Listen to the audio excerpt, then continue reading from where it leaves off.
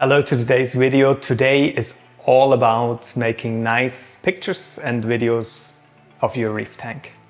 In the comments, I actually often get asked about how I make such great pictures or video of my reef tank and what kind of light schedule or light spectrum I use on my tank.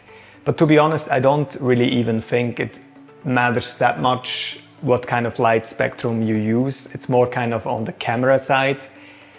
Obviously, if you go like heavy blue, that is for most cameras a little bit a challenge. But with some good equipment, you could even make great pictures and movies of these heavy blue tanks.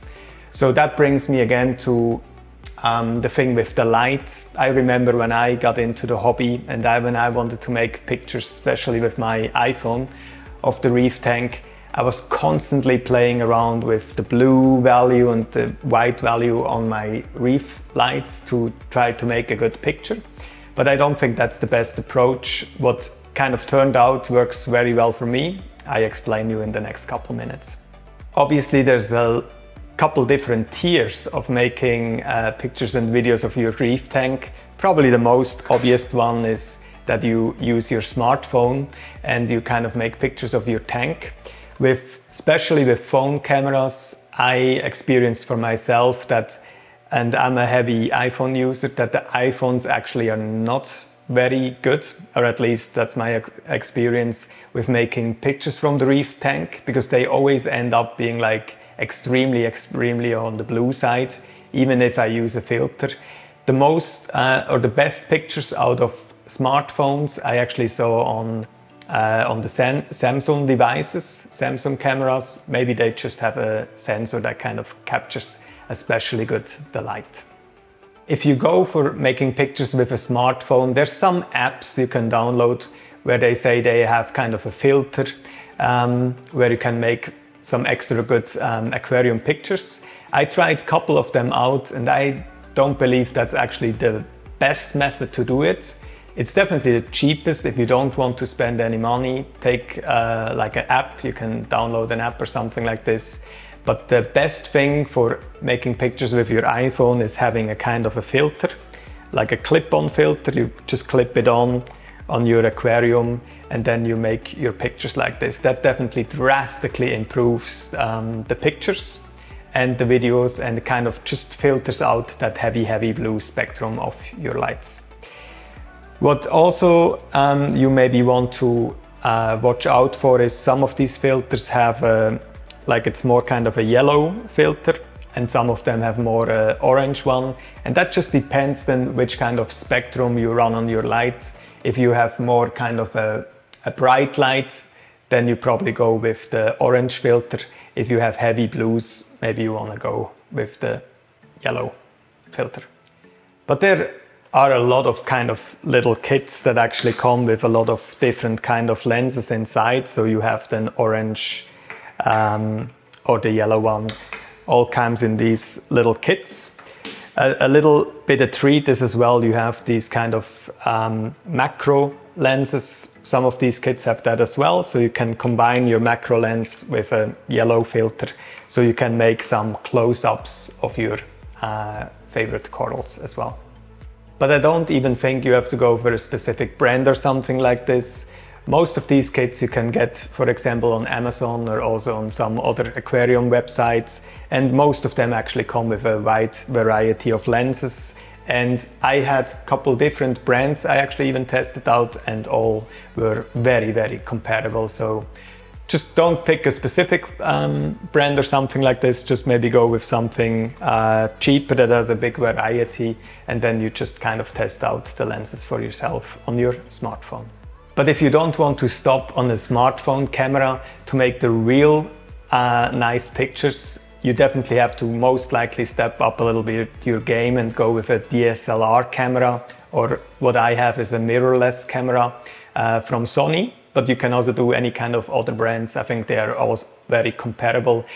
You just maybe want to watch out that you can have a camera, especially when you want to do video, that can do kind of shoot good videos when it's dark. Because when I make video of my reef tank, I most of the time switch off all the lights above. So you want to make them sure that your video camera has a good kind of quality in low light.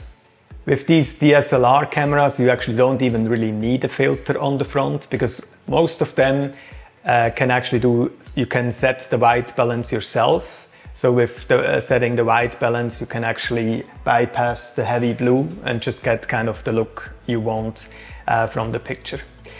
My setup is a Sony A7S III camera. Then I have a lens. It also depends very much of the lens you have. I have a 16 to 35 millimeter lens that I can just do some of the, like for example, that video I do with my 16 to 35 millimeter lens. And then if I want to have a more close-up, I have a macro lens as well, the Sony 90mm macro lens, which is a great lens if you want to make very close-up pictures from the corals. Check out my channel or check it out on my Instagram channel. I have a lot of different pictures where you can see the quality and everything. Maybe my biggest surprise was when I actually got that quite expensive camera and all the gear and everything. I made then a video of my reef tank, and when I was looking at the pictures and the footage, it didn't even look very nice. So I think probably almost 30% of what makes a good picture or video is also your after production processing of your pictures or videos. So for pictures, I use Adobe Lightroom to kind of further color grade my pictures. And for the video, I'm using Apple Final Cut Pro, but there's also kind of the free version of it. I think it's called iMovie, which you can use and further color grade your videos. A cool little feature is, in case you're an Apple or a MacBook user, the Final Cut Pro, you can actually have download for free, and you can try it out 90 days. That's 3 months, so you can make 3 months of videos and color grading absolutely for free. After that, you then would have to buy it in case you think it's worth it.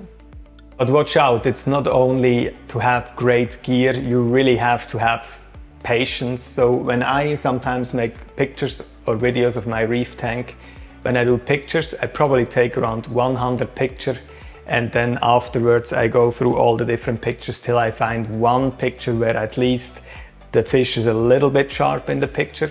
So don't get confused when you make pictures and they don't look good, and you see maybe pictures I have or pictures from other people on Instagram or here on YouTube. I'm sure they also make a lot of pictures before they actually find a good one. But again, to wrap it up, to make good pictures, I don't think you need to download any kind of app. What you definitely need, especially when you make the pictures with your phone, is kind of a clip-on filter like this. They're, I think, around like $30 or something like this. And then anything else, you just need to be patient. I don't think you need to change any kind of light spectrum on your tank. At least I never do that. And again, a lot of patience. I would really like to hear your experience with reef photography or with making videos of reef tanks. Please put that in the comments below, and I'm happy to discuss anything and learn hopefully a lot from the experience you guys had all over the years.